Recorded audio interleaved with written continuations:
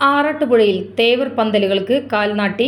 ആറാട്ടുപുഴ പൂരം കൊടിയേറ്റം മാർച്ച് 24-നും, തിരുവാതിരവിളക്ക് മാർച്ച് 26 വെളുപ്പിനും, പെരുവനം പൂരം മാർച്ച് 27-നും, ആറാട്ടുപുഴ തറയ്ക്കൽ പൂരം മാർച്ച് 29-നും, ആറാട്ടുപുഴ പൂരം മാർച്ച് 30-നും, ഗ്രാമബലി മാർച്ച് 31-നുമാണ്.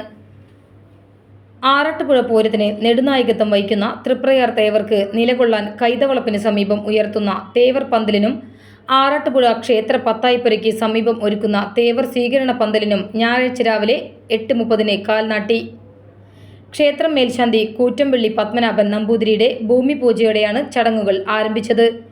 ആലിലകളും മാവിലകളും ചാർത്തിയ കവുങ്ങ് Cochin Devaswom board member advocate KP Ajayan, deputy commissioner Sunil Kartha, Peruvanam Arattupuzha Pooram central committee president AA Kumaran, Arattupuzha Pooram coordinator M Rajendran, മേളപ്രമാണി പെരുവനം സതീശന്മാരാർ, ഭക്തജനങ്ങൾ, ദേശക്കാർ, പൂരം പങ്കാളി, ക്ഷേത്ര ഭാരവാഹികൾ എന്നിവർ ചേർന്നാണ് നാട്ടിയത്. 2 ബഹുനില വർണ്ണ പന്തലുകളുടെയും നിർമ്മാണം M കൃഷ്ണകുമാർ ആറാട്ടുപുഴയാണ് നിർവഹിക്കുന്നത്.